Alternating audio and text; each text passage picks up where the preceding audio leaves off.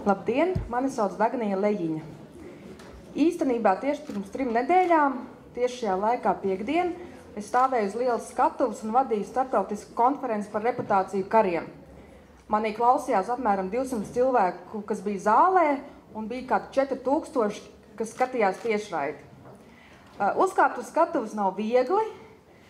Tam ir pat zinātnisks nosaukums šīm bailēm – glosofobija.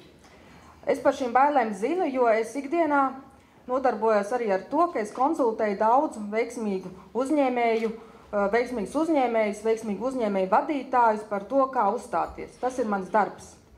Par šīm bailēm es zinu arī pati ļoti personiski. Tad, kad man bija 6 gadi, es sāku raustīt valodu. Es raustīju tik ļoti, es atceros šo sajūtu, ka es nevarēju izrunāt burtus T un P, un tāpēc izvairījos runāt šos vārdus. Mana vecmāma, atceros, veda svētīto ūdeni no baznīcas, mamma veda pie logopēdiem, un izrādās, ka man bija diagnoze, ko man grūti izrunāt, stostiķis.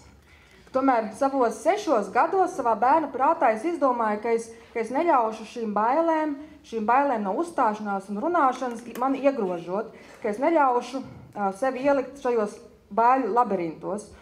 Un nākamā epizode, ko es atceros, ir 3. klase, es uzstājos uz skatuves un deklamēju dzejoli.